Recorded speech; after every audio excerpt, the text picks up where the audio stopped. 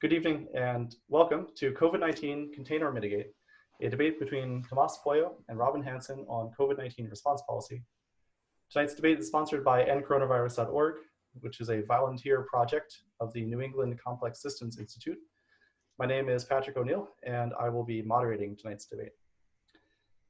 So since approximately the beginning of this year, an outbreak of a novel coronavirus from Wuhan, China, has spread throughout the world, resulting in about 6 million confirmed cases worldwide and approximately 360,000 confirmed deaths. In response, countries have taken a variety of approaches to questions such as how much freedom should individuals have to conduct life as usual during a pandemic? How should the medical system respond? How should tests and personal protective equipment be sourced and allocated? How much hope should we place in vaccines or perhaps other treatments? How much initiative should come from the top down versus the bottom up? And finally, the topic of tonight's debate, should we aim to contain the outbreak entirely or just do our best to muddle through and mitigate? Our first speaker, Tomás Pueyo, argues that we ought to aim for containment. In an influential Medium article, Tomás sets out a plan called the hammer and the dance, in which he calls for a two-pronged strategy of stringent lockdowns, or the hammer, followed by a second period of testing, tracing, and isolation called the dance. Tomás is an author and entrepreneur, currently vice president of growth at Course Hero. After studying engineering in Spain and France, he received his MBA from Stanford in 2010. He is the author of The Star Wars Rings, the hidden structure behind the Star Wars story, and his posts on COVID-19 policy have received more than 60 million views and have been translated into more than 40 languages. Thanks for being with us tonight, Tomás.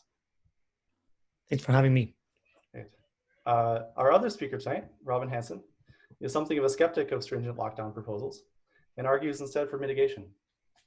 In a recent series of blog posts, he has challenged lockdown proponents to show that their plans hold up to cost-benefit analysis, and he's encouraged policymakers to search widely in the space of pandemic responses, to consider options like variolation as a harm reduction strategy, and liability insurance as a mechanism for fine-tuned quarantines. Robin is Associate Professor of Economics at George Mason University and Research Associate at the Future of Humanity Institute at Oxford. He received his doctorate in social science from Caltech after studying physics and philosophy at UChicago. He's the author of the blog overcomingbias.com, as well as the books The Age of M, and with Kevin Simler, The Elephant in the Brain, Hidden Motives in Everyday Life. Thanks for coming, Robin. Great to be here. Great. So let's begin just by laying some groundwork. So Tomás, could you take a few minutes, please, to tell us what you think we should do about COVID-19? And by the way, I have to say, I am just making the connection now with The Elephant in the Brain, which is my favorite book from last year. And so this is awesome. This is perfect. So if anybody in the audience has not read it, it is absolutely fabulous. And for me, it falls in the context of the types of books that help you understand the world the way it is, rather than the way you believe it is. And so for me, we're joking that I should have it here. Unfortunately, I bought it in Kindle, so I now need to buy a physical book. But I'm sure by the end of the debate, we're going to be friends enough that you're going to send me a signed one, and I will send you a version of the Star Wars one. Very quickly, then back to the hammer and the dance. The idea was, as Western governments mostly, you have no idea what's going on, and you have a caseload that is exploding. And so what you need to do is stop it right now, because first, otherwise you're going to have your healthcare system being collapsed. And after that, you also need time to think. If you don't do it, you're going to have all these cases, all these deaths. If you do it, just with a few weeks, you can think and figure out how to handle this so that you can open up the economy safely back again. And so really what that determines is, first, this is a moment in time. This was the right solution at that time, right? And it's very different as you learn more. The goal is not, hey, shut down is the only way to solve the crisis, but rather you have no idea how to solve this crisis, so shut it down at that point is the right way to do it. But as we know more, there's obviously a lot of urgency to open as fast as possible the economy. And so all the strategies that I think we're going to be discussing today are more around how can we open it back up safely, rather than I think is a hammer or a dance are still relevant in May. Thanks, Tomas. I'm sure there's a lot to get into there, but I also want to give Robin a chance to lay out his case for what should be done in response to COVID-19. Great to be here. I've read a bunch of Tomas's stuff over the last week, and he writes very well, and he's very thoughtful, and I look forward to reading his book on Star Wars. Because of course I like that stuff like everyone else. I'm looking forward to this conversation too, because although it's called a debate, I'm hoping and I expect we're just going to have a back and forth fluid conversation, and we may change our minds. I'm certainly open to that. So in my mind, the key choice here as we placed it is contain or mitigate. Early in the pandemic, of course, containment is always the usual first strategy. It's the best chance to do it, and if you can do it then, it's the biggest win. And of course, we've always tried that first with pandemics. I believe this pandemic is farther along than any pandemic that's ever been contained. So right there, it makes it look like a bit of a long shot. If we just look at the raw numbers, we'd say, worldwide cases peaked about 7 weeks ago. In the US, deaths peaked about 6 weeks ago. Worldwide cases are still going up. US deaths are down by maybe a little factor of 2 in the last 6 weeks. That's roughly what we're looking at in terms of where we are. Where I live, we've had 10 weeks of lockdown. And when I do a simple cost-benefit analysis, I find that if this disease were to infect, say, half the world population, or half of our population, and the infection fatality rate was a typical estimate of 0.5%, then factoring in the typical number of life years left of the people and some correction for quality, et cetera, my rough estimate is that if half the population got infected with this according to the 0.5% infection rate, then we're looking at roughly a value lost of about 3 weeks of income. And if a lockdown typically cuts down our income by, say, a third, then 9 weeks of lockdown is about equal to 3 weeks of income, which is about the total harm that this disease would cause if most, if half the population got it. Now, of course, there's uncertainty in that key parameter of the infection fatality rate. If it was twice as big, then it would be 18 weeks, say, instead of 9 weeks. But since we're already at 10 weeks of lockdown, where I live at least, we face this key question: are we at risk of spending too much to try to prevent the harm? If, say, a 10% increase in lockdown produced a 10% decrease in deaths at that sort of elasticity of 1, then you'd want to spend about the same amount on prevention as you do on the harm that's prevented. And then in case 9 weeks of lockdown and equals the amount of death would be about right.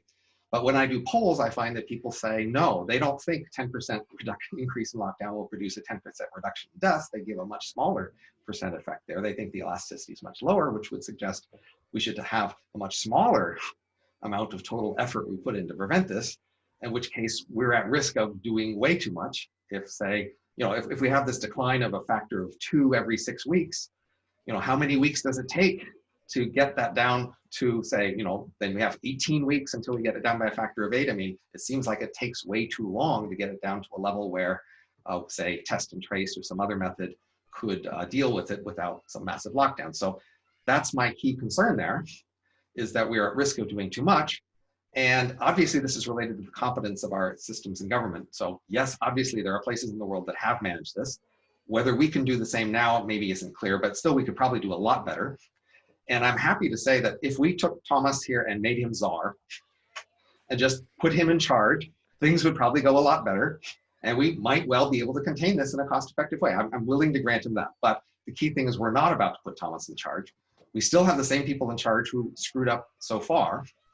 I don't think we have a good reason to expect that they will do much better in the near future than they've done in the near past. And looking at the track record of the near past doesn't look like they're up to the task of containing this. I say, therefore, let's give up on containment and focus on mitigation, because there are some strategies of mitigation that we've been reluctant to consider because we've been so focused on containment. And everybody's heard the mantra of containment, but deliberate infection, including variolation, deliberate low-dose infection and other methods, actually do have the prospect of cutting harm by a factor of 3 to 30 if only we do small trials. And I think the major obstacle is people are so focused on containment that they won't even go there. They say, no, no, no, we must say that we are trying to contain.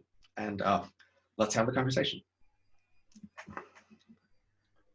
This is fascinating, and I agree with a lot of what was said. And I think also in some cases, some of the things that you have mentioned might have been missed by the people who are listening to us. So I want to go back to a couple of them. I think the trade-off for the 3 weeks versus 3 weeks, I think that's an interesting one, right? So you mentioned, you're saying on the containment side, the hammer, if you apply the hammer for 9 weeks and you lose a third of your income during these 9 weeks, that's equivalent to 3 weeks of income that lost. I think that's very clear. On the other one that you're mentioning, you're saying 0.5% of IFR of people who are infected die. If you have half of the population who's infected, that's 0.25% of the life, basically. Is that what you're saying? And is that the right way to look at it? Or how do you go from that to the 3 weeks? Right. So you want to say, of these people, how many life years do they lose? So at the typical death rates ages we have, then it's typically about 10 to 12 years. On the other hand, you want to discount that a bit more because the people who are dying have comorbidities. So their lifespan would actually be lower and the quality of life is actually lower. So then I might cut that down to say maybe 8 years of life lost per person. And then I would actually add in another 50% factor for saying, well, a lot of people suffer who don't die. So maybe that's another half again as much harm.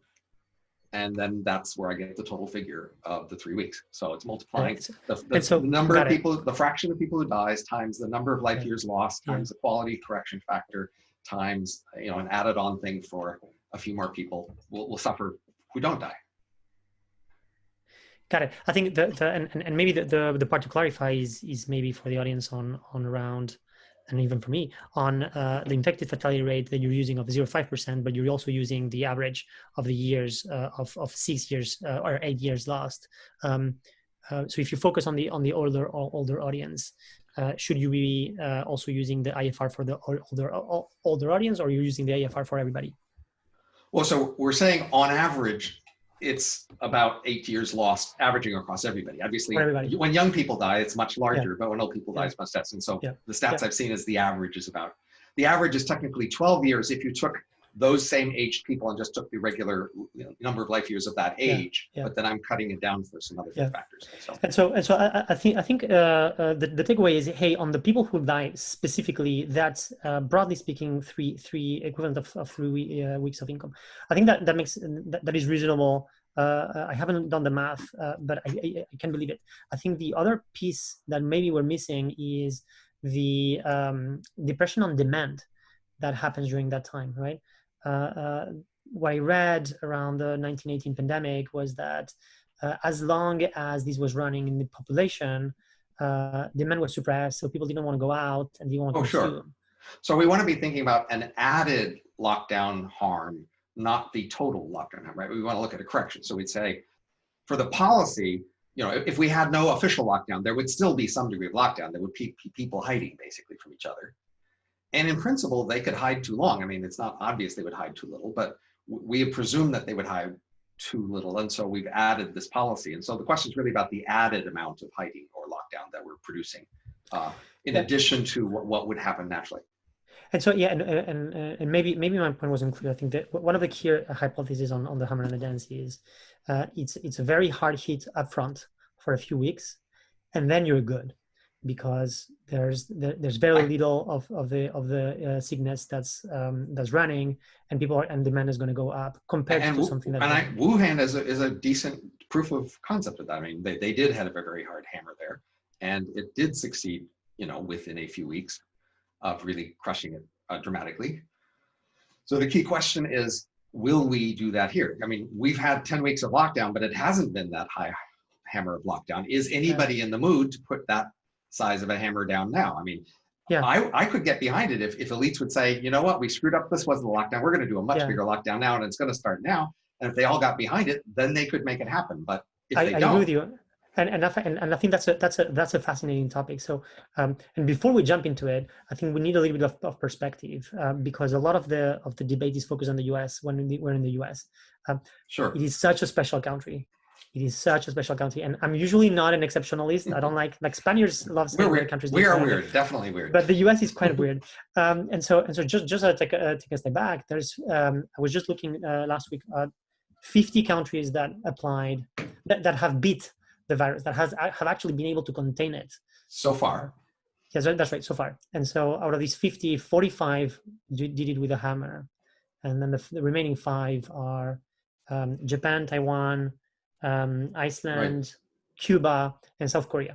Because it's actually all of them islands, right? Right. Well, so they have a better South shot. Korea is really, yeah. Right. And if all you of get them, it first and you're an island, then you've got all these. Yeah, exactly. And you have also your great healthcare system and whatnot. So Right. all did a good job, all of them islands. So you have I think outside of those, all of the countries that I saw that it beat it did it with a hammer, right? And so far, all of them have done it. So I think there's a question of, first, does the hammer work? And apparently the hammer works. But there's a question of, does the dance work, right? And so far, little data about it, because not a lot of countries have been dealing with this with enough time. I think the data that we have is that Hong Kong has been able to do it, Taiwan has been able to do it, South Korea hasn't been able to do it, and even Japan, because they had an outbreak, but it was controlled without a hammer, and it was not very big compared to the population of the city. So it looks like dancing can be done outside of the US. And I think we should. So there's 2 issues here. Right? One is, if your country was the only place in the world, would it work? And then there's, in the context of the distribution of all the things that will happen in the world, can your country maintain its difference for how long? So yes. There's the big question of what the middle of the distribution of the world, where that will end up. So absolutely. If the median country in certain economic terms manages to contain, then they can have the majority of the world economy trading with each other among containing economies, and then it would become the countries that didn't contain that would be relatively pariahs, isolated and suffering. But if the median country is one that didn't contain and it goes most everywhere there, now you've got the countries that have contained being the isolated marginal places, and now that's a much harder scenario. Fascinating topic. So let's actually jump into it, and then we'll continue. We'll go back. You're basically talking about the concept of the bubbles, right? So you have the dancing bubbles, and then the herd immunity bubbles, right? And it sounds like Russia and Brazil are definitely going to be in the herd immunity bubbles, and at least a lot of Europe and Eastern Asia trying to be in the dance bubbles. And so I think like the question is this doable? Is this possible in the long term? That's really what you're asking, right? Well, there's an asymmetry. That is, the places that are infected, they're not trying that hard to prevent contact with the others. That's right. It's the others who are struggling to prevent state tourists and shipping goods and all that sort of thing. So that's right. And so I think that there's an interesting argument where, for example, if you're a country like Brazil that has a lot of tourism and you're already in this situation, you might say, oh, you know what, I can't do anything. I'm just going to let it run. I'm going to die. I'm going to lose a lot of people, but I can't do much. And then I'm going to still get the tourists that want to come here, that want to risk it, right? If enough other countries are also infected who then tourist there, right? So this is the question, where is the majority going to be? Yeah, not even, right? Because you could argue that even with the bubbles, like as Brazil, for example, let's take Spain and Brazil, because Spain has been very aggressive with the hammer, right? And they're trying to dance. And it's also very tourism-centric country. And so Brazil would say, I'm welcoming people from Spain. I don't have a problem. But do people from Spain want to go? Exactly. So there's a question of do they want to go because there's a herd immunity strategy in Brazil, and there's also knowing that if they go they can enjoy Brazil, but if you come back and they need trained to dance, they wouldn't. Right. They're going back to a quarantine. So the key thing is there's a coordination issue. So in some sense, this would have been an ideal thing for world government to do. The world government could have done the whole hammer together or not, but we don't have a world government. Yeah, that's right. And so we're going to be asking where the majority of the world's going to be, and we don't want to be too far away from where the middle is. And we have a similar issue in the United States, because the United States is not driving this policy centrally. And so each state can do things different, but now we have less opportunities for isolating the states than we do across nations. That's right. And so let's go back to this in 1 second, I think, but you mentioned something that is still worth going deeper into, is the concept of the median, right? Because I'm not sure that's the way to think about it. I think that there's a couple of factors. One of them is that you have freight, and like the transport of goods. And it's you can argue that that's not going to be affected because this is mostly surfaces. You can be careful about the people, do you isolate them and whatnot. So that would not be affected. It's also within travel, it is not long-term travel that's going to be affected. Right? Because also, again, you can do quarantines for that. Two-week quarantine is enough for long-term travel, sure. And so really, this is limited to basically business and tourism, business travel and tourism, right? I would argue so we may have illegal immigrants may not quarantine for the proper period. So yes. To the extent that we have problems controlling immigration, we may have problems controlling quarantines as well. Absolutely. I think you're absolutely right. And so maybe you look at these three. And so for business travel, my guess is like telework works relatively well. Is going to replace a bunch of it. Tourism is a big one, and that's really a big deal because in the case of Spain, 15% of the GDP. If they lose, and a big chunk of that is coming from countries that are going for herd immunity or kind of, such as Netherlands and UK. And so there's a question of how much of that GDP I want to suffer from losing that tourism. But I think there's also ways that you can then mitigate that because it's not binary, right? For example, you can do things like over temperature checks. You can do PCR tests. For example, the origin of the trip, you have a PCR test to come, and then you're locked for 4 days. These are all hypothetical, and they might work, but then again, they might not.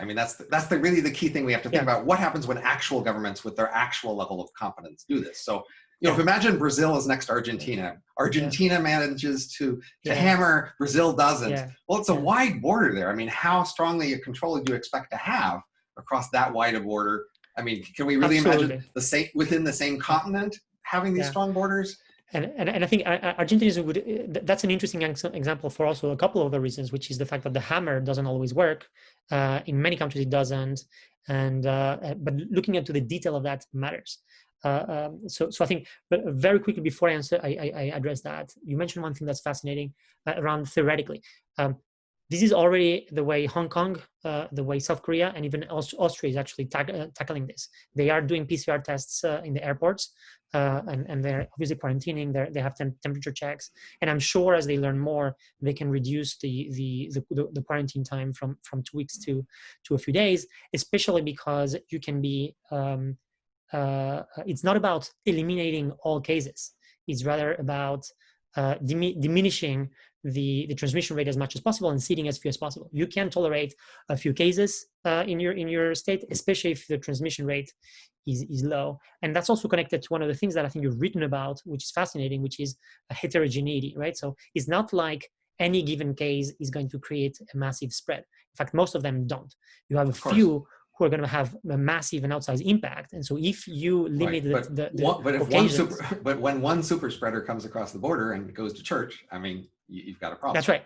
And so what you can do is that for 2 weeks, you don't go to church, you don't go to events, you don't go to the bar, and you do the PCR tests, right? Well, right? When you catch that person early enough, of course, right? If they slip across the border and then they go to church and you find out a week later, you've got a much bigger problem. And so that's why the 3 segments that you mentioned, I think, are relevant, right? This is probably not a problem for business. It is also not a problem for tourism because you can check them. It is a problem for illegal immigration. And so at that point, certainly, it is the countries that have a harder problem with illegal immigration that need to look at that specifically.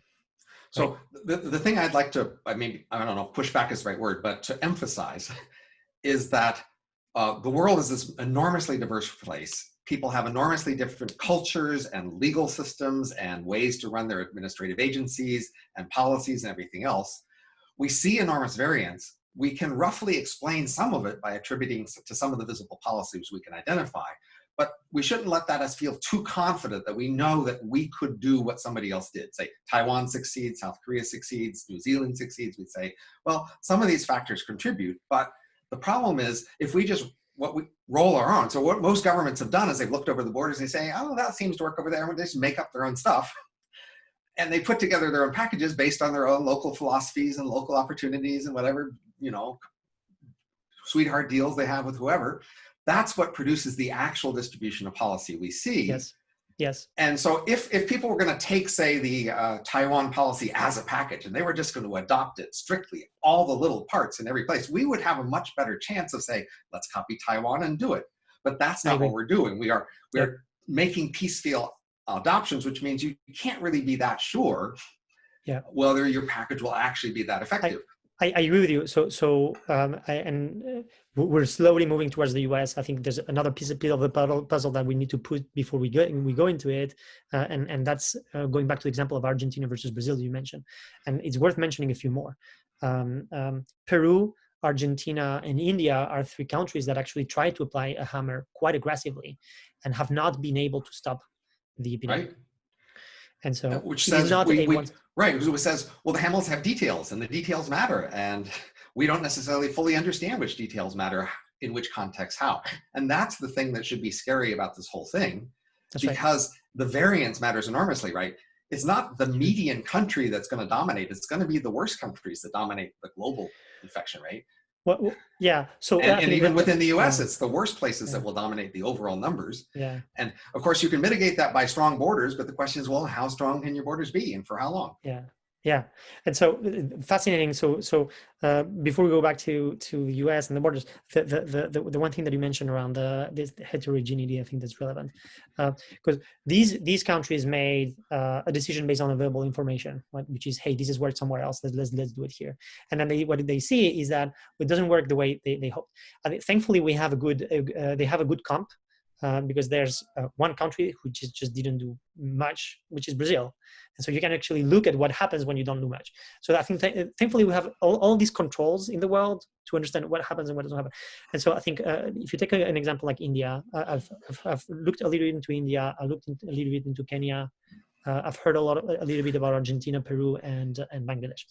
And so the pattern that I hear from all the people locally is that this has been able to be contained in many places. The one places where it has not been contained is usually high density places with low income and high household size, right? So usually slums is a perfect example. Which makes sense, theoretically. That's right, exactly. And so you have all these people who are making little bit of money, they need the money, they need to go out. Even when they go home, they have all these other people that they infect. Right. So actually, I don't know if you disagree with the story, but in my mind, it helps to tell the story of how all this started, in the sense that, say in February, I think most public health officials were going, I guess this has escaped, I guess this is going to go everywhere. And they started to talk in mitigation terms. And then many elites, including you, I presume, said, no, we can contain and we should contain. And amazingly, that voice of elites around the world pushing for the contained framing pushed hard enough that most politicians caved and said, no, and public health authorities caved and said, no, we're going to contain. But they didn't push for any very particular package of how to do it. So lockdown was the thing, and everybody needed to lock down. And I think, of course, that's part of the problem, in the sense that what happened was that it became this thing that everybody should do for shame or for self-respect reasons.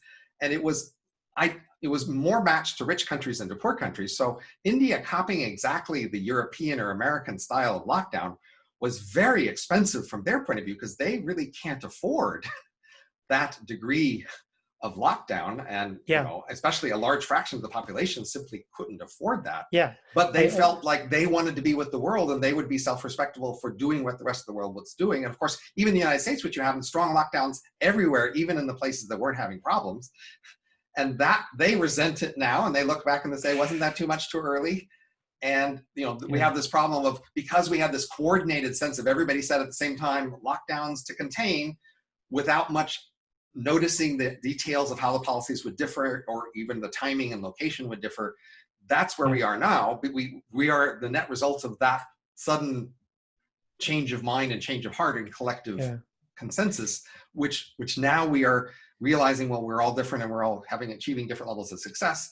And basically, now what do we do? Do we each go our separate ways, or what is the collective thing we should all be doing? And I think that's sort of the question people are asking. Yeah, and I hear you. I think what happened is not quite that in the mindset of the politicians. I think that what really happened is, it so happened that where these emerged is in a place of the world where countries have experience with this type of pandemics, right? It's not a coincidence. Like they have this experience Absolutely. because it happens there. And so for all the other countries that were not facing this, the question becomes, what do you do, and how can I look at people who have already gone through this successfully?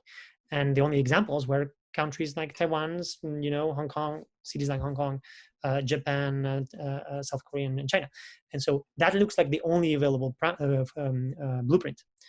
It turns out that blueprint works well for Western countries, or developed countries, and it turns out that it does not work so well for more developing countries.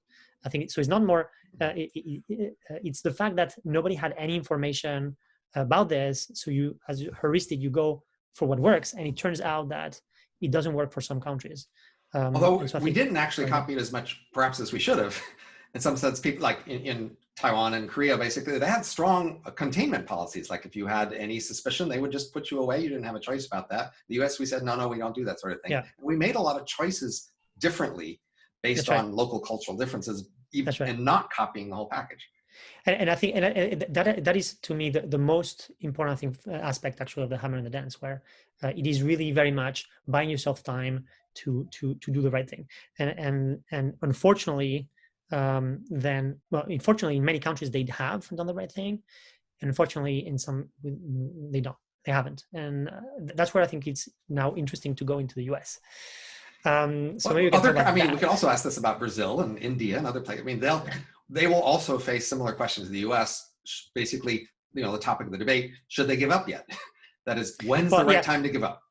That's right, and I think the Brazil here very different from India, because the Brazil, they didn't really do anything, whereas India. But really they could now. You could recommend, and they say, tell them to do something different now. But I mean, is it too late? Yes, yes. And so I think that at that point is a question of really country by country.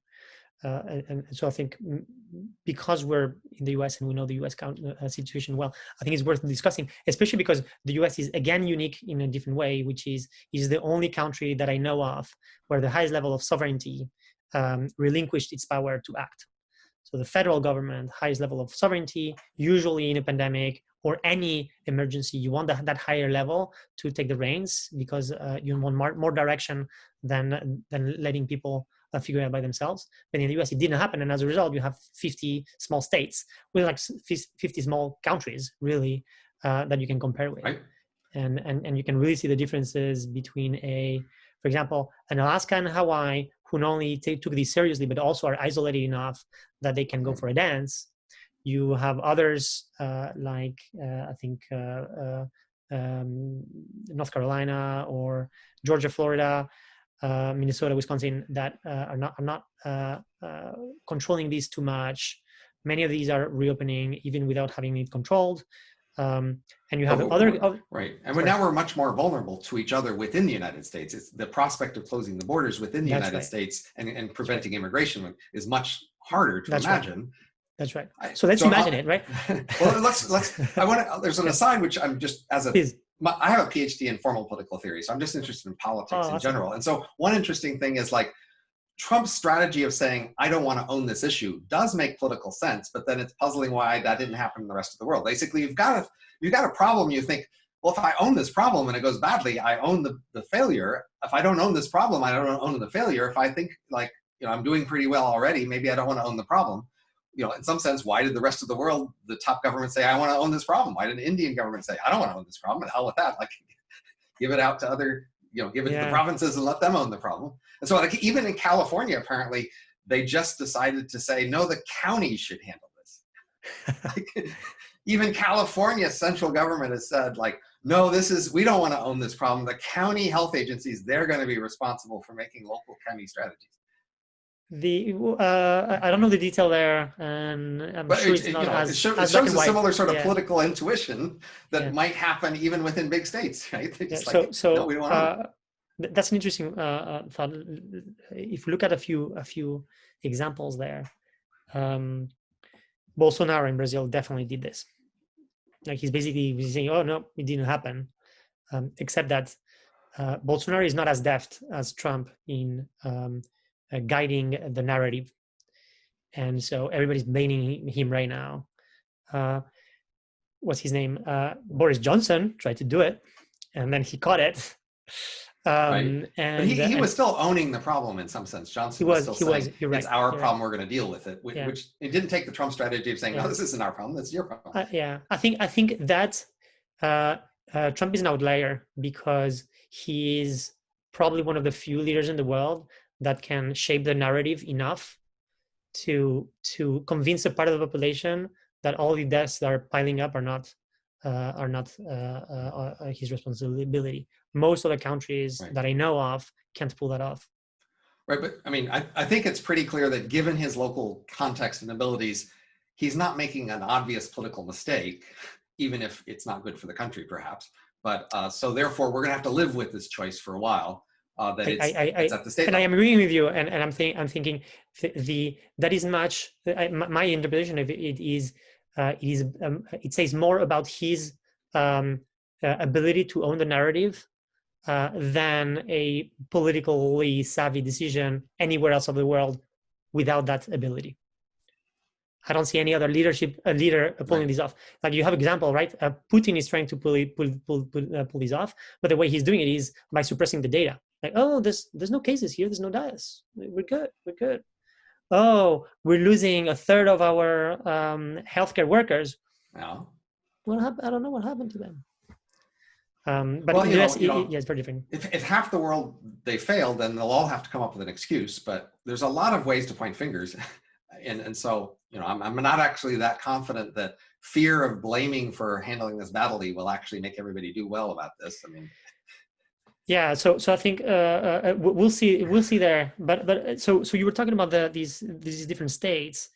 And I think the other two states that are relevant to also call out is probably New York and California, right? Because both of these are trying to dance.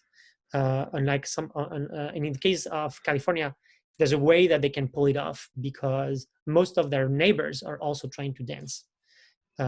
Arizona, I think, is debatable, but most of them. Well, California is more isolated from the rest of the country than New York is, clearly. That's right. I mean, and so one of the things people don't talk about or don't want to talk about is really that much of the problem of the rest of the country came because people ran away from New York.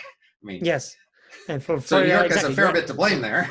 Yes, yes. And so a lot of the states near New York have a problem exactly because people ran away from New York and went there. Yeah, and I think that's more a matter of timeline, like time, than anything else. Like, yeah, it was a matter of time. But I think yeah, it's a valid point. And so there's a question of how a corner, I think, of the cornerstone of the policy of the U.S. in the coming months is going to be: can New York close borders? Because if they can't, that's going to determine a lot of the policy for the rest of the country, right? Closing people from coming in or going out. I mean, New York is already highly infected. Why should they keep other people from coming in? It's the neighbors who want to keep them, New Yorkers, from coming in, but they already went. But then the New Yorkers already went across the borders before the neighbors could think about it. But each state, the thing that they're going to want to limit is people coming in. Right? They don't care really about people going out. Right. And so there's a moment in which, let's fast forward a month, New York has finally controlled this properly, and around it you have a few states that aren't. So what is New York going to do? And I think what's fascinating to me is that in most other countries, I thought there would be a debate, but it just wasn't even a debate. And people accepted the fact that there was internal borders. So Spain, for example, and like there's 53 provinces, and you can move from province to province unless the prevalence is very low. This has been. There's more examples. I don't remember. I think Australia is doing something like that. And so, I mean, that brings up the cost. I mean, my initial point was about the key costs. I mean, closing borders between U.S. states is a high cost because we haven't set up our society and economy for that sort of expectation. Yep. And how long will we be inclined to pay those high costs? And how long should we be inclined to pay those high costs? That's the fundamental question here, because closing U.S. borders for another 6 or 9 months, or locking down the economy for that long. I mean, so fundamentally, like, maybe we do close the borders, but we back off on local lockdown. I mean, can we actually keep the case rate from growing a lot in the next 4 months? Yeah. I mean, that seems to be the most fundamental question. Is people are itching to get out of lockdown. They were kind of promised less lockdown than they've gotten so far, and now Yes. if you're going to double it again or triple it again, Yeah. they're going to go. What can we do? I agree. And so my guess is actually it's not going to be either or anymore. In fact, I don't think we will, like most countries, if any, is going to go back to full lockdowns, because now we're intelligent enough that we don't need to do it. We might hope we're intelligent. I mean, that's the key question. Are we intelligent enough to actually pick? So as you know, like different U.S. states, they just pick different things to lock down. Some people said you can't go to bars, and some people said you can't go to parks, and some people said, you can't go to I mean, they just picked a wide random set of things to lock down. They didn't all consistently pick the because same we thing. didn't know. We didn't know what worked, and they had to make guesses.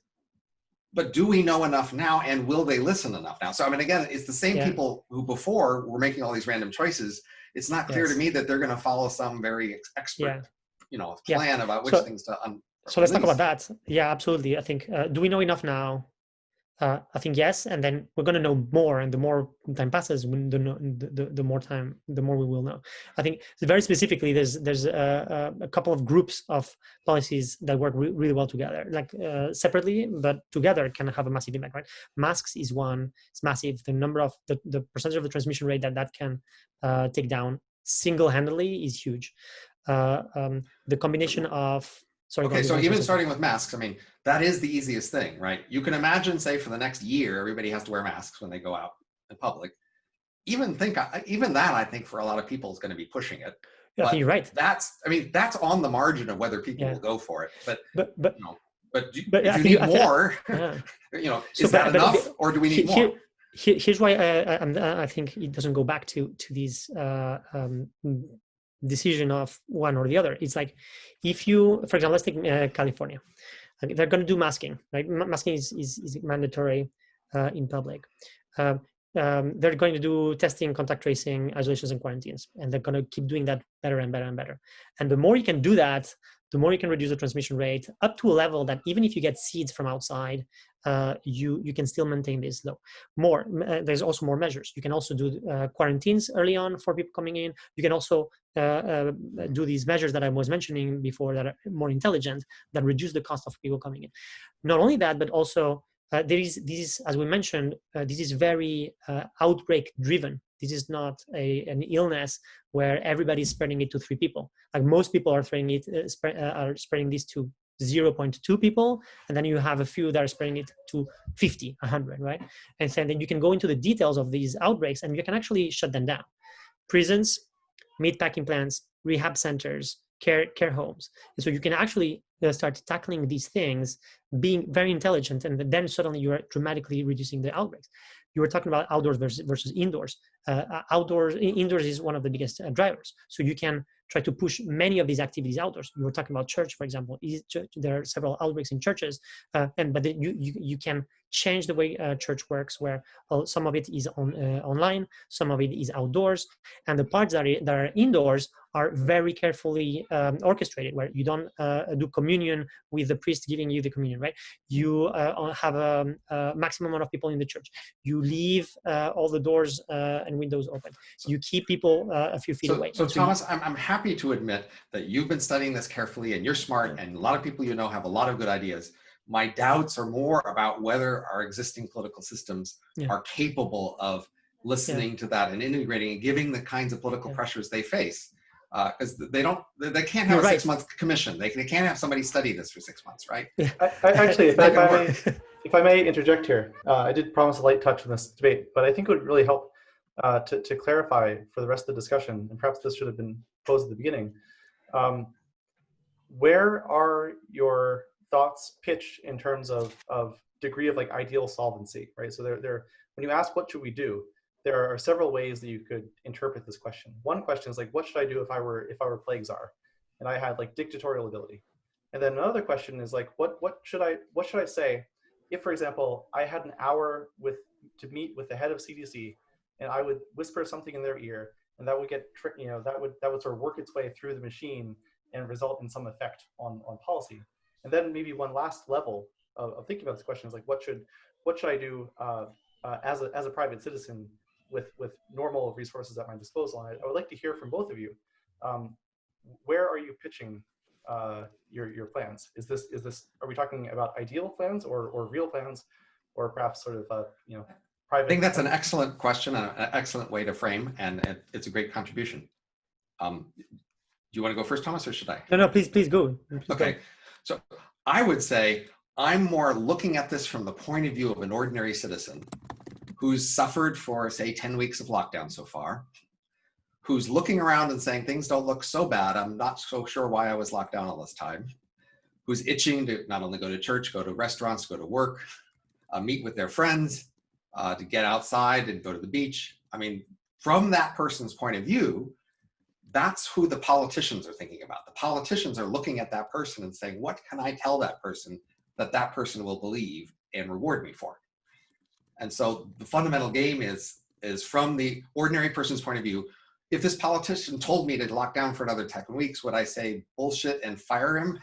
Or would I say, oh, I guess you must be right and accept it? Or what package of policies, if he told me, well, this is going to be our new lockdown policy, would I nod and I say, well, I guess that makes sense, we'll go along with it, versus I'll say, no, too much, sorry, it's too late, this is done, and we got to break out. So that's, to me, the focus. I mean, behind the scenes, there are experts and pundits and essay writers and everybody behind the scenes can agree and talk about things, but we are living in a political system where what happens is the politicians listen to those experts with one ear and then listen to some pollsters and talking with citizens with their other ears and say to themselves, what position can I take here that I won't get crushed in by these citizens? And that's the key question. And these citizens aren't itching to get out. I mean, they will stay down if you tell them they need to, and with a strong enough authoritative voice, but you need to be consistent and uniform about that. There needs to be a uniform message. If there's a divergent message about what's okay and what can we get away with, and especially if it gets politicized in the terms of that people on the other side of the spectrum, they're trying to do this to us, then they're just not going to believe whatever you have to say, and they're going to say, no, I'm sorry, time's up. And so that's, to me, the key question. What can you tell this person who says, come on, 10 weeks, isn't time up? I mean, what? And you say, no, we have to do the following. We're going to limit it, but we're going to expand it. And I'm going to go, do I believe you? And it's, it's not what can you convince the experts of, what can you convince ordinary people who are right now itching to get out, suffering a fair bit of mental stress, really, suffering a fair bit of economic harm, really, like a lot of people lost their jobs. They are wondering whether they'll have another job in a few months. There is a lot of pain, a lot of anxiety out there. And for the vast majority of them in their immediate world, they don't see much actual harm or sickness. They don't actually see many people sick or in hospital or dying or anything like that. What they see is lockdown and the harms from that. Thanks, Robin. Tomas, is that your view as well? Or how are you, at what level are you? Yeah, I was muted. Yeah, so thank you for that. Fascinating question. And this point is very important, the one that you were making, Robin. So I think we can structure this question, the answer in two pieces. There's the what you said, right? Theoretically, what can you do, and then in practice. And so theoretically, what I was saying before is basically we have a very good sense of what we need to do, and so the question is more, what can we do in practice? And I think there's a few points that are important here. Like the first one is the ability to shape the narrative. In fact, the concern that you had, Robin, was the one that epidemiologists in the UK had for initially not pushing hard for a hammer. They're saying basically, I don't think we can make people go home for so long and they're going to be okay with it. So let's just go for herd immunity. And then they realize, first, this is pretty bad for health and deaths. And everybody's doing it around me and all the citizens are okay with it. Okay, I guess I can do it. So I think the ability to shape narrative is huge. I think part of what my articles did was shape the narrative, and part of what Trump does every day is shape the narrative.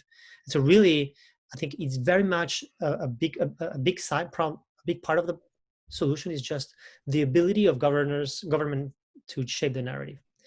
So let me rephrase that. I mean, I would say it's about conformity and status. That is, if enough high status people all say, this is what's got to happen, and it's a simple message, and you see other people conforming to it, then you want to look good and you want to look smart, and you don't want to look like a bad, evil person, and so you want to conform. So I think initially you had a clear enough, simple enough message: go home, lock down, don't be near anybody. Everybody could understand it, buy into it. They saw the high status people around the world buying into it and going for it. And then, then the UK said, we're not stupid. No, we want to be good people too. So the challenge is, can you come up with something that simple and clean and clear with enough uniform elite support now we need to do the following minor modifications to lockdown. It gets complicated. I agree with you. And so that drives us to the second point that I wanted to share, which is politicians are not one and the same. It is not only because of different personalities, but more importantly, because of the authority that they have. So I advise politicians at the federal level, at the state level, at the municipal level, and the problems that they have are dramatically different. Like the federal legislators are asking, what can we put in this bill for money, right? Another one might be on the municipal level is exact opposite. Is I can't do anything. The only thing I can do is work with. No money. I can open up doors or close doors. I have no authority. The only thing I can do is work with businesses and help them figure out how to reduce the spread locally. And that's what they can do. And so really, like, the decision making is completely different, and we need to adapt it to it, I think. And then back to your point, now there's not just a single message. Like, the single message was when nobody knew anything, and that's a simple message: you don't know anything, just give yourself time. Now is really, who are you? What are the decisions you need to make? And what do we know about it? So as a result, what should you try to do? And then how do you get people to do it? And so some of these are actually very easy.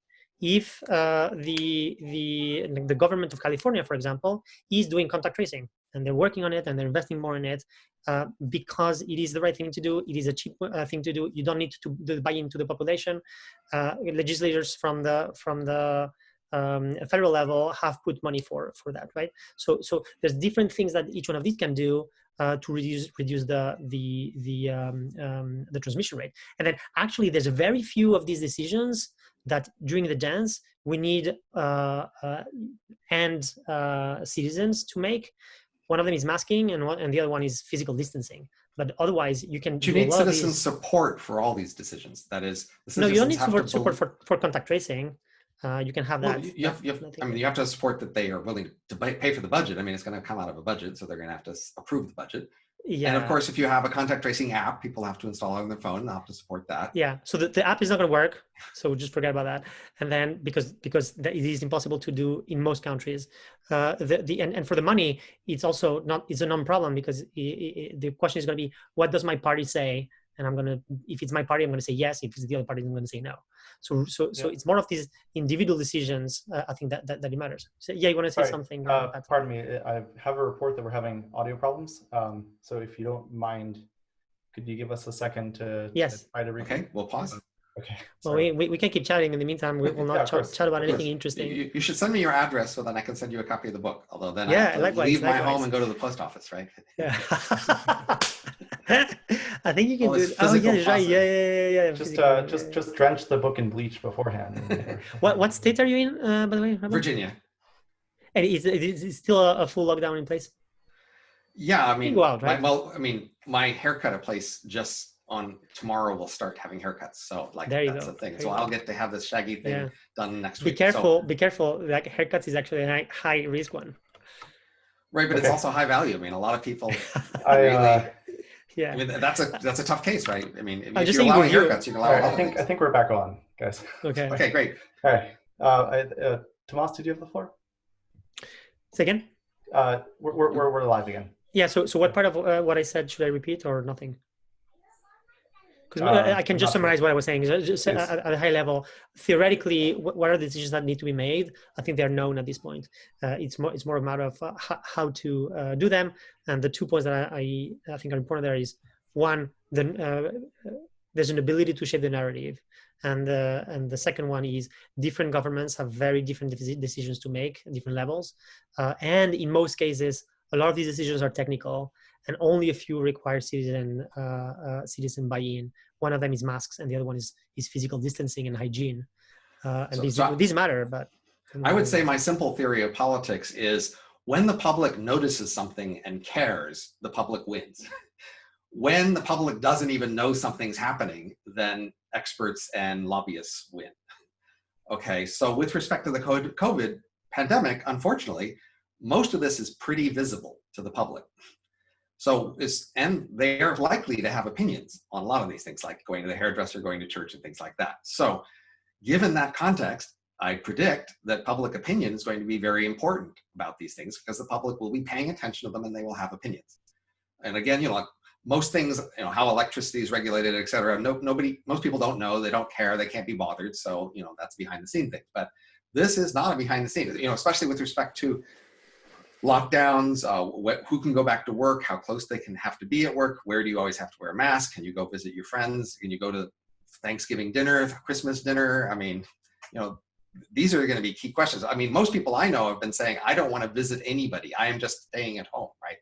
Now you're saying you can go, but going where? I mean, the hard part is to draw a clean line there, and a clean line that the public can get behind and have a rationale for. That's a really hard challenge. I actually don't see that very easily. Yeah, there's no clean lines, right? I think it's really a case by case on each one of the decisions, and we can take a few examples on from the entire gradient, from not polemic at all to extremely polemic.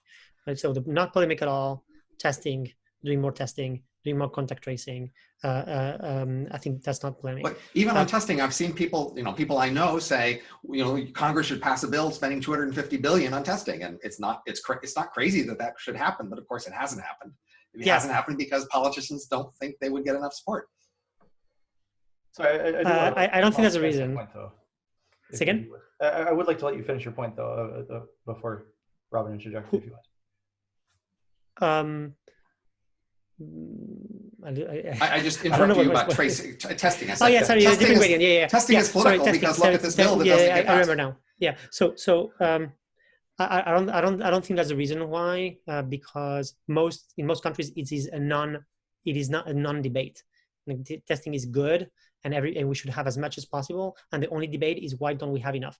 The only place where this is the case is in the United States, where some parts of the government have decided that they don't want to do it, and the cost benefits is immense. There, it's not 250 billion.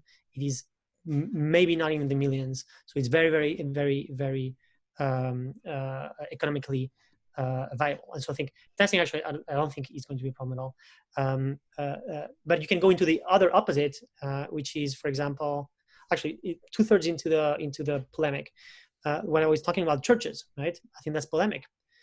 But I think it's very reasonable to say, you know what, like these are the things that we can do. And then most churches, I think church leaders are going to abide by these things because it doesn't prevent the core of what they're trying to do, which is creating community and sending the message.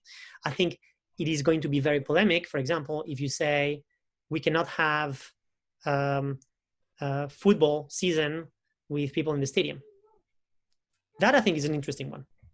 Right? Because those are super spreader events. There is no way you can do this with 40,000 people in the stadium and not have outbreaks at some point. And so I think that is very much an interesting debate. Okay, but another way to say this, I mean, maybe I'm repeating myself, but basically, as an expert, you can think of all these different variables that you'd want to include in your decision. But from the policy the public sees, it has to have a relatively small number of parameters. Like consider the 6 feet distance thing. Now, we know the actual risk that you have of getting exposed to the disease depends a lot on whether there's wind and how long you're close to them and all sorts of factors. But the rule of 6 feet just ignores all that because any sort of rule the public's going to follow has to be a simplification. That required simplicity is only valid if the audience is the public. My point is that in 90% of the cases, the public is not the audience. It is businesses, it is leaders, it is political leaders mostly, and business leaders. And they can implement so many of the changes that are required to make this happen. If they're required to make the changes, but they may, the question is what rules will you require for changes and who will make those decisions? I mean, that'll be the key. Yeah, but your point is the only problem there is if the audience is the public, and I agree with that. And so I think it's important to narrow down the fact that the issue is only going to be whenever the if audience I'm a meat packing plant and you come in with some rules and I don't like them, I may well go to the public if I have an angle to say, look, I'm being treated unfairly. They're being treated. The rule they said applies to me, but they're not applying it. That'll be the narrative in the sense of what are the fair rules we're all following here, and why are these government officials getting to arbitrarily choose these versus those? I think it's a very good example. My guess is that is a losing game. Like they tried it, right? I think was it Tyson tried it, right? They were closing their meatpacking plants, and they had these articles saying that the supply chain for food is being affected. So what they were trying to do is actually transform a business issue into a public issue, saying you're not going to get your meat if we keep having problems. Well, meat is still here, and so as long as meat is still here, nobody's going to really care about. It's just an example of the kind of games people will be playing. But what I'm telling you, these examples are very, very informative because they really, really narrow down the issue. Because at the end of the day, what's going to happen with meatpacking plants is that there's been already more than 100 outbreaks in the US. There is no way it's not going to be regulated, that people need to be wearing masks, that there needs to be social distancing and things like that in the meatpacking plant. And they will need to abide by it, or otherwise they're not going to be able to open. Let me frame it differently. So, I'm an economist and I've studied regulation, and in lots of different industries we have regulation, but usually there's a norm that there needs to be clearly articulated a neutral rule that is the rule governing the regulation. If you are accused of just arbitrarily making choices, you can be struck down in the courts for not being a good regulatory agency. So, and that's not just the courts, that's the public needs to hear a story of a neutral rule being applied across a wide range. And the problem here is the scope for this sort of regulation is so huge, and it's so new, and it's so difficult to come up with simple neutral rules that you end up with saying, no, let's just let the regulators make their choices, we'll trust them. And then a lot of people in society go, well, I'm not sure I've ever trusted regulators that much, maybe in wartime. Are you really going to go with this is wartime, trust the war board?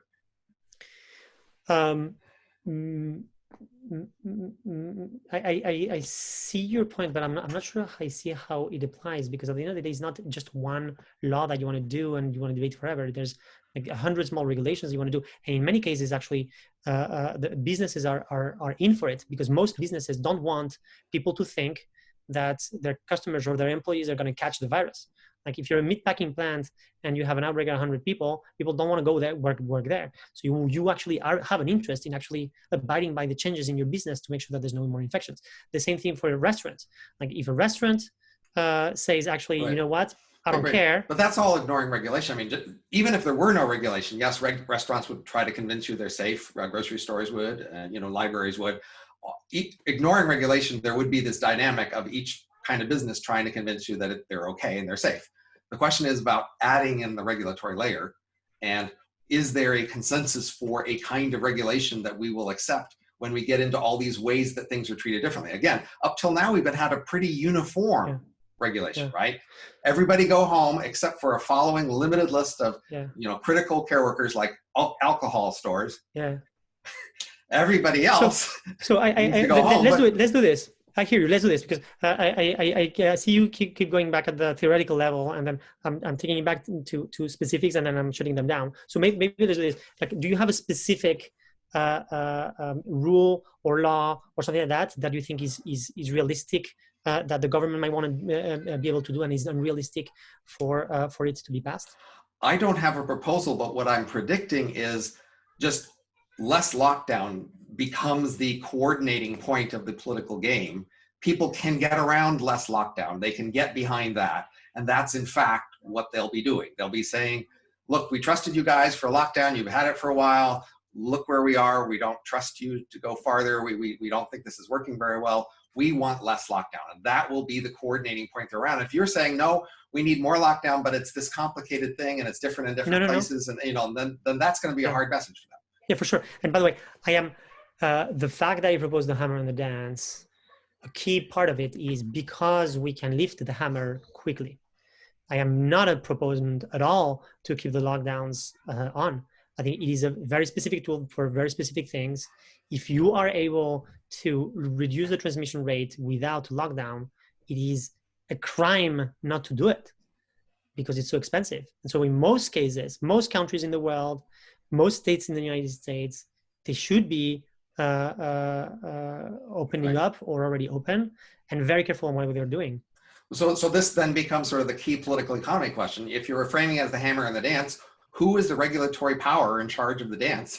Who gets to decide who dances where, when, and how? How is that decision made politically? That is, it's not just what is good policy, it's how can you have a political solution that ordinary people can buy and support, because without that, you don't get the discretionary authorities with the power to make the choices you want them to make.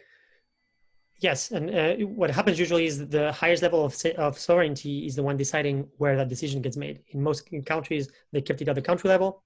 In the US, they decide to push it down to the state level, right? And then states decide where they want to push that. But in most cases, what I've seen in the United States is that that type of decision making is remaining at the state level. Governor. So would you two be willing to? Sorry, Thomas, did I cut you off? No, please, please. Okay. Would you be willing to entertain some questions from the audience? Yes, we have some questions for the live stream. Great. And for those playing along at home, if you're joining us via YouTube, please feel free to type your questions into the chat, and we will try to get them posed. So here is our first question for both participants. By the way, if you're adding a question, please let us know who the question is for, primarily. Do you think the slowness and constraints imposed by the FDA on medical entrepreneurs in universities and private labs around the country are hurting or helping? If the FDA medical arm, but perhaps not their meat inspection branch, was just deleted on June 1st, 2020, would that give you more or less hope for the US response to COVID? So in many countries, the governing authority similar to the FDA had full authority to make decisions and made good decisions. This is another situation in which the United States has been a little bit of an outlier, and the PCR test is a good example of that. They initially said, "Oh, we're going to have our own test." Oh, it turns out they don't work. Okay, and now they're shutting down the tests from the Gates Foundation, for example, which are some of the pioneers here in the United States. So I think I don't think it's either black or white ever, right? But the track record of the FDA, specifically on PCR tests, has not been great, and they've hindered a lot of the development more than they help. And I think, like, just for me, the mindset is, if you're like everywhere else in the world and the central government decides to be authoritative and tell what to do and does it well because they own it, that's great. If not, just let people figure it out. That's what the US did in general, right? Okay, the civil society tried to figure it out because and states, because the federal level it wasn't happening. But we have this weird situation in the United States where then you have the FDA then that is putting their fingers, especially in one area where the civil society is actually doing a good job. So it sounds like maybe if they had a less stringent influence in, especially in the PCR tests, I think that would be useful. But it's very different if you talk about vaccines, right? I think it's very important to have thoughts around what do we do with phase 3 vaccines. It's a question that is unanswered today, and I think it is important that there is one organism that coordinates that decision making. I'd say I'm reluctant to make broad recommendations about policy from individual examples. I think these recent examples will be an important part of the data set when we're trying to judge when we want more or less regulation and how flexible we want it and how we want that to change in the context of a pandemic. But I do think we want to look at the whole data set, all the different countries and all the different times, and see overall, we definitely have some failures here and they should count against it. But I'm not going to jump to say just because of this one failure, that's the main thing to do. Thank you. Our next question is for Tomás. The question reads, can Tomás state simply how he would sell the hammer and the dance in a way that Robin's model of a US citizen would understand and accept? The issue with that question is that it is with the current mindset, and the hammer and the dance was recommended in a very precise moment in time. It was a moment in time when the public opinion was not shaped, when most people didn't know what to do, when everybody was looking forward to get something to know. And so if you go back to the mindset in March 10th, and actually March 19th for the hammer and the dance, where people didn't have these opinions, the clear way to state it is you have these cases in your state, in your country, they're growing exponentially. You have no idea how to control it or how bad it is. It looks like it's pretty bad and it looks like it's hard to control. So just shut down everything for a few weeks. It looks like it's only a few weeks. And then during these few weeks, not only do you get the cases down, but that buys you enough time to open up back up the economy and while controlling the virus. The question is, I think that the audience is asking here is more of today, like what would you say today? But I don't think the hammer of the dance is the right answer today, because we have substantially more knowledge of what works and what doesn't. So I would not now recommend a full lockdown of any economy. I would instead take all these things that we know we want to do, and hey, if you're a government, do all these things. Thanks, Robin. Does that sound about right to your model of a U.S. citizen? Well, I mean, I just note hammer and dance at least seemed relatively simple. What you're saying is there's a complicated thing and you should do the whole complicated package and I can't explain it. That's a hard story to sell. Not really. I think what I really mean is the message to the population is like, we can open back up. There's a few things that I require from you. There's the masking that is needed. There's social distancing that is needed. And then we're working with businesses to figure out all the rest. So the story is, we'll let everybody go up as long as you wear masks in public. I mean, that's at least a simple story, right? Everybody can go back to everything as long as they're all wearing masks, or as long as they're all staying 6 feet apart or something, right? Yeah. 6 feet apart in a mask, then you can all go back. And the businesses and you're like are going to be changing a little bit your experience of the businesses, but we're going to figure that out with the businesses. So that at least sounds like a story people can understand. I get to go back as long as I wear a mask and stay 6 feet apart. So, you know, that's the pitch. And now they'll wonder, hey, my business isn't opening. The government is telling me there's a rule about them, and I'm wondering, like, why isn't my business opening? And you know, the question is how much they will talk about that, because just because you're talking to business doesn't mean people won't find out and complain. Excellent. Next question. How would one approximate the long-term economic impact of a nation possibly having COVID for decades? I think the question is driving at the issue of like what the worst case scenario is for either. You want to tackle it, Robin, first? Well, I mean, literally the worst case scenario is we spend a lot preventing and we don't prevent. And eventually people all get infected anyway. I mean, that's literally the worst case, is we have all the deaths and we have all the social harm from trying to prevent. And so even the worst case there is we have really expensive prevention because we're really stupid about prevention and we do all the wrong things that don't work. Right? So that's the really worst case scenario. You crash your economy over 2 years, slowly not letting, you know, things reopen and not doing things because you're so eager. That is not a like, nobody I think is recommending this. Like you're not going to hear any single person recommending a lockdown for 2 years. But I think the way that I interpret the question, actually there's a part of that question that is really interesting, which is the decades piece.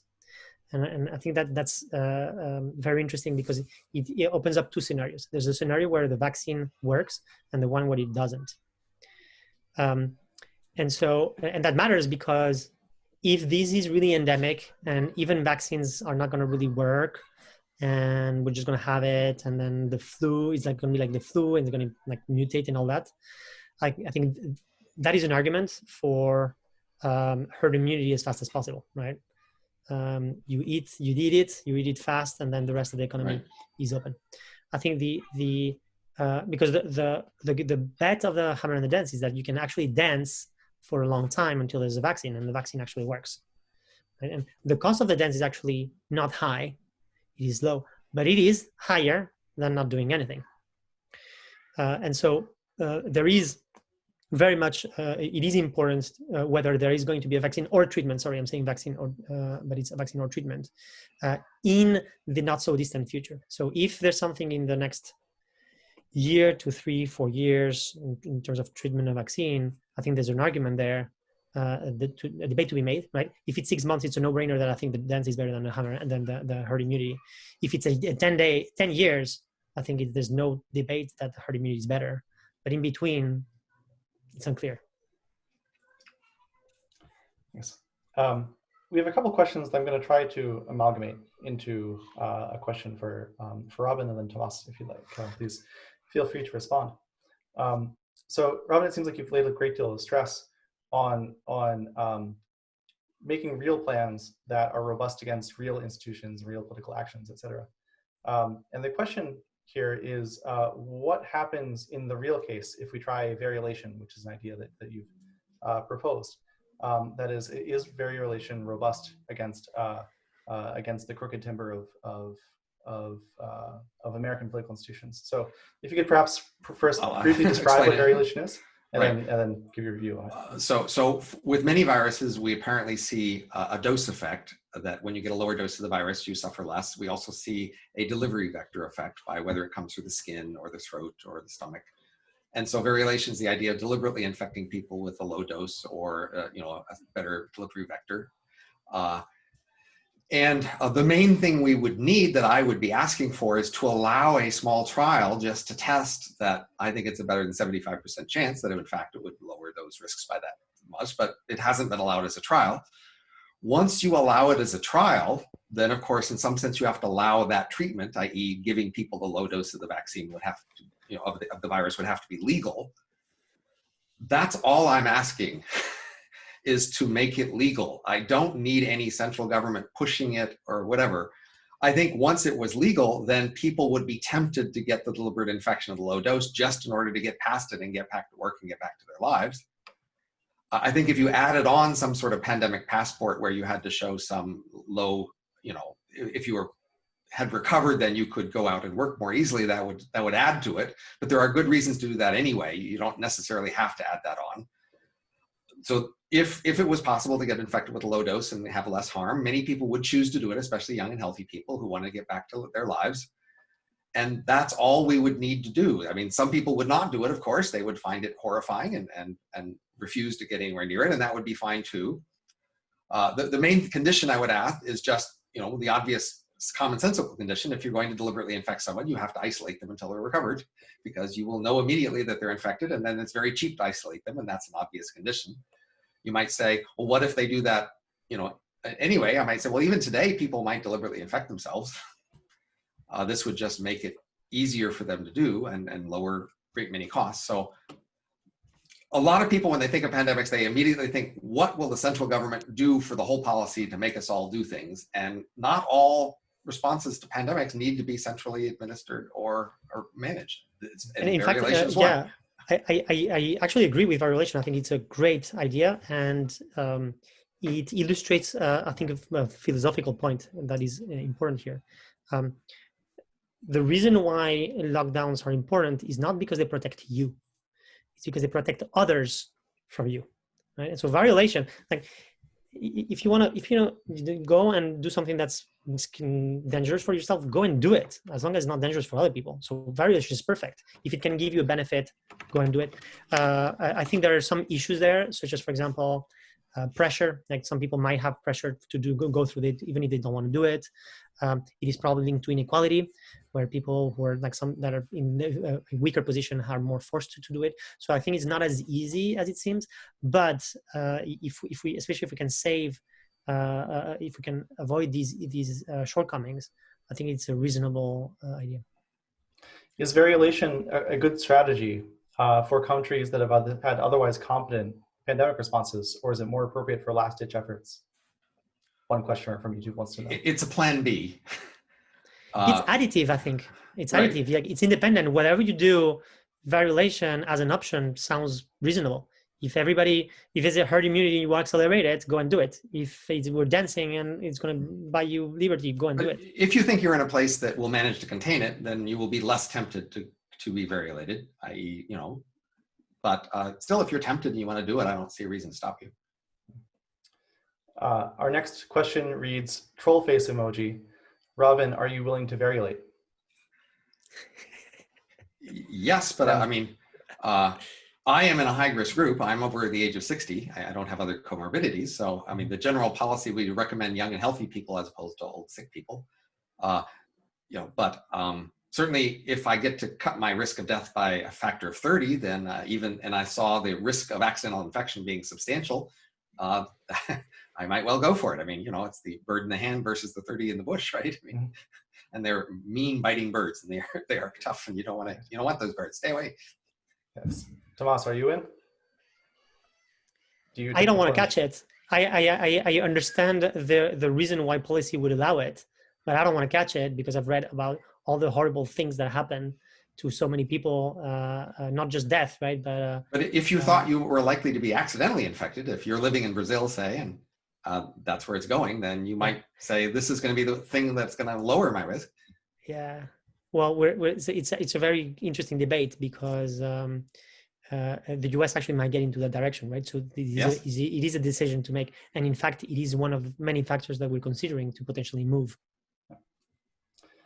All right, I wanted to take another shot at knocking like 10 questions out with one by abstracting a little bit and just asking, so there's a lot that's currently still unknown about the biology and chemistry and the epidemiology of this virus. What do you think is the most important thing about this virus that is still unknown? And how are your plans sensitive to that uncertainty? Well, the degree to which it mutates and changes will definitely, you know, if this changes so much that people have to get vaccinated every year or something, then this will be a permanent problem, as Tomás mentioned. I mean, I think the odds are less than 10% of that, but they're big enough that would still count as my biggest uncertainty. Obviously, the infection fatality rate is an uncertainty, but I think we got it within a factor of 2 or 4. Okay. We want to know better. But. So just to pin you down here, conditional on seasonal immunity, let's say, does that make you more sympathetic to extinction at a high economic cost? Extinction of the virus, I hasten to clarify. I doubt seasonal immunity can be strong enough for us to make the difference now. I mean, when it's endemic, that'll make a difference. But now, I mean, we're clearly seeing that even in high season, we got a serious problem. Oh, sure. But meaning there's no permanent immunity to coronavirus, let's say, right? Does that make you more sympathetic to the stringent lockdown position? I mean, then basically this is not a temporary problem, this is a permanent problem. And then we all the more have to find a way to deal with this thing permanently and then lockdown costs that go forever are even more expensive. Then we're all the more eager to find cheap, easy ways to accommodate it. And I'm not sure, like, if you were to ask people, like, do you have to wear a mask and you have to be 6 feet apart from people for the rest of your life when you leave the home, how much will you pay to not have that happen? I think a lot of people would pay, 3 weeks of income for that. I'm actually not, it'll be an iffy thing whether we can convince people that, long-term wearing masks and distancing is actually something they're willing to pay for. Yeah, I agree. That's one of the key factors. I think for me, the other thing that I would love to know is whether and how much the presence of antibodies creates immunity. Because right now the case fatality rate, so out of official cases, the percentage of who die, depending on the place, it's between 1.5% to 10%. And for those places that have a lot of testing and have already processed those and they become deaths, it is around 2 to 2.5%. But then if you do IFR analysis, it really depends on the place. It's between 0.5 and 1.3%. So first, like whether antibodies, so that really matters, right? The presence of antibodies or not, were you infected or not, it only matters insofar as antibodies, the presence of antibodies is actually telling you that you are immune. Because to this point, if let's assume it's a variolation process and a little bit of infection makes you immune. That would be amazing news. If, however, it turns out that that's not the case, and if you get a big enough viral dose, you still die, then suddenly your IFR, your infected fatality rate, is going to shoot up to 2.5%, at which point this is like the fact that going for herd immunity becomes a catastrophe. So I think I would very much would love to understand that. Thank you. Another question from the audience. It sounds like there's been a lot of discussion about local borders and the futility of trying to close local borders. So the question for both participants is, how should we think about, if at all, the possibility of creating local green zones that are free or perhaps guaranteed free of infection, and then trying to push them out? How might we accomplish this, or is it futile? What kinds of creative strategies might we try here? I was not agreeing to the fact that they're futile. I think they're doable, and the more we learn, the more we can do them. It is very much what most places in the developed world are thinking about this, not the US for now. But like taking again an example of Spain, there are already bubbles, green zones in provinces, and you can do it at the regional level, you can do it at the municipal level. And then there's very intelligent ways that you can start opening up, and it's not just a bubble, yes or no, but rather what type of travel. If it's, you know, if it's a person, you do two-week quarantines. If it's a freight, you don't. If you do business, it's different. And so you start being intelligent about that. And the more intelligent you are, the more the bubbles are realistic. Because what's irrealistic is assuming that half of the world can split apart from the other half. That's not realistic. But if it's just a conditional of, if this is happening to you, then this is what you need to do, then it's completely doable.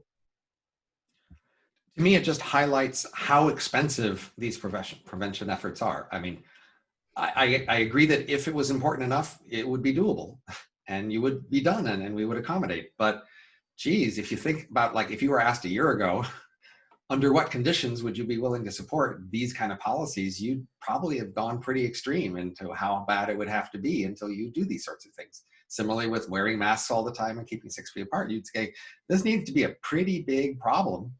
And I'm just not actually convinced that most people are convinced that this problem is big enough to be worth these levels of efforts to prevent. I think a lot of people will go, sorry, you know, we've been living in a society we like for a while. We like to meet each other and shake hands and be around each other in stadiums and be able to travel without showing your papers and showing a test. And do we really want to spend all of this money and like change in our lifestyle to accommodate this? That I think is this really fundamental question that it's not ours to answer. It's the question of what most people will go for. All right, I want to try once again to abstract a few questions here. In both of your views, how does optimal response vary depending on the wealth of the locality that's trying to implement some response?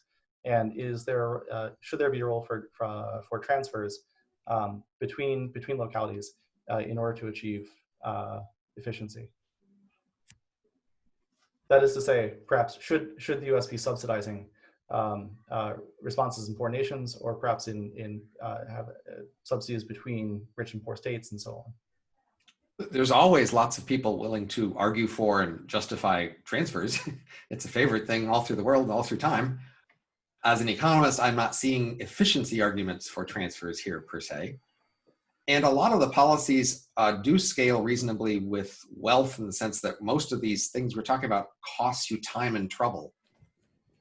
And so as your income rises, the opportunity cost of the time and trouble rises. You know, if you're talking about masks are pretty cheap, you know, being 6 feet apart is expensive, you know, not being able to go visit your relatives is expensive, but these are all things that like scale with your wealth. I think it's probably the biggest thing is just, do you have enough of a buffer to say, go home for 3 months and live off of food and other things? Or if you're poor, you just don't have that sort of a buffer. And so policies that require buffers are just not the sort of thing a lot of poor places can handle. My view on transfers is,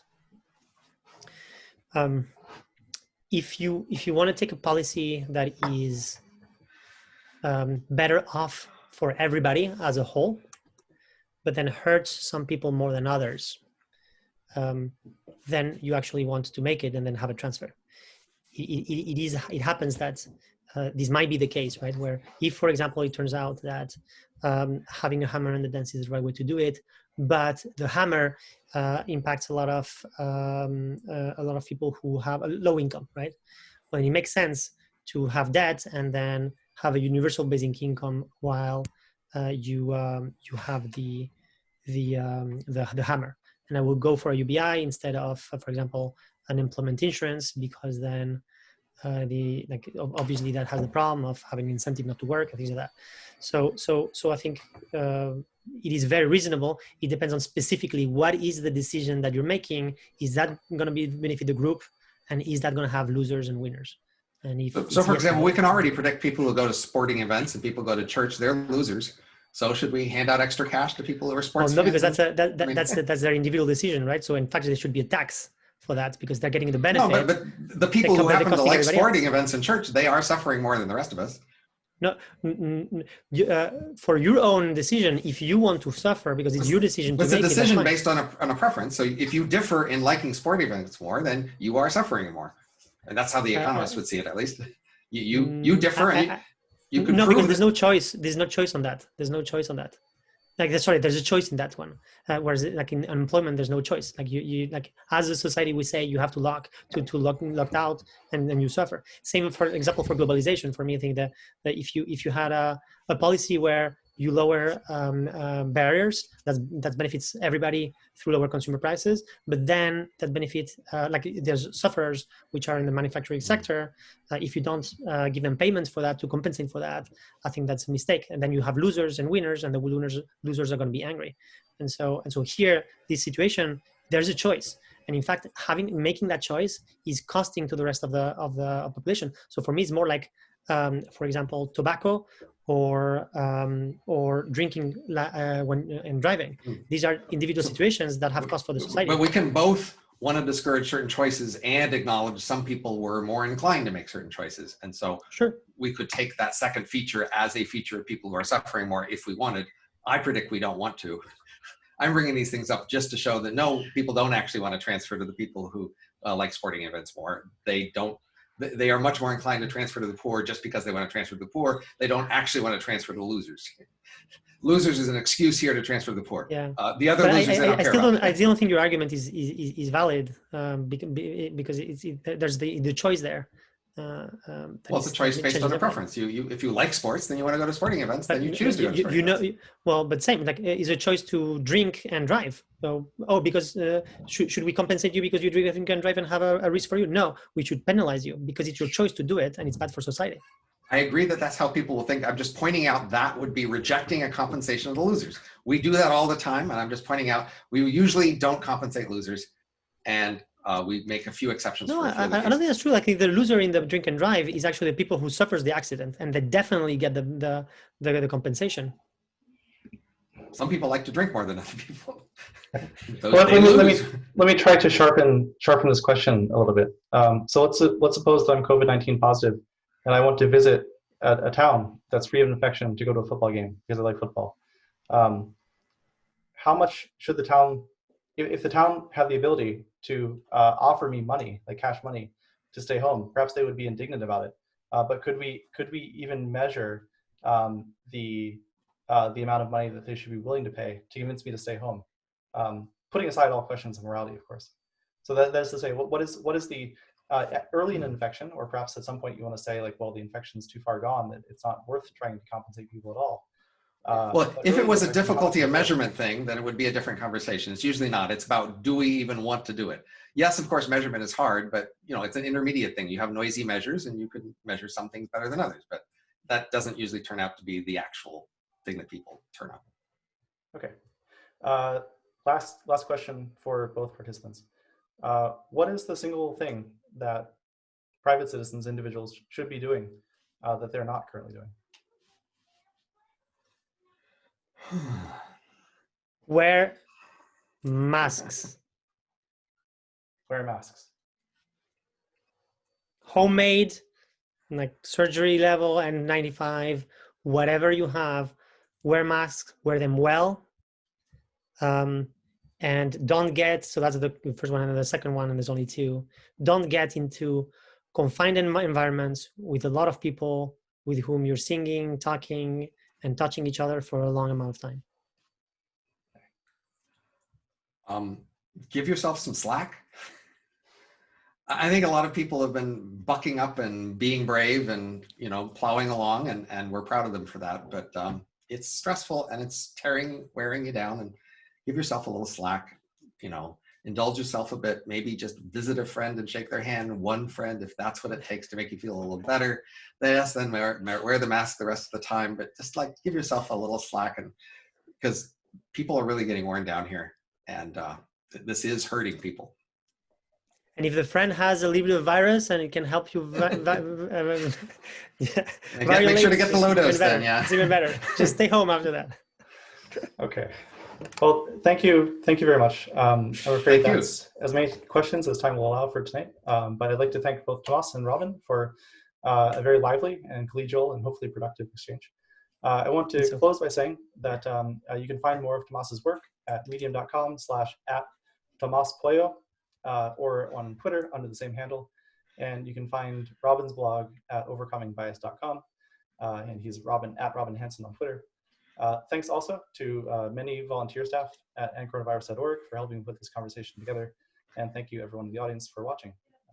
Everyone, good night and stay safe. Thank you very much. This was really fun. Thank you, Robin. Thank you, Pat. It's great to talk to you. Likewise. Bye.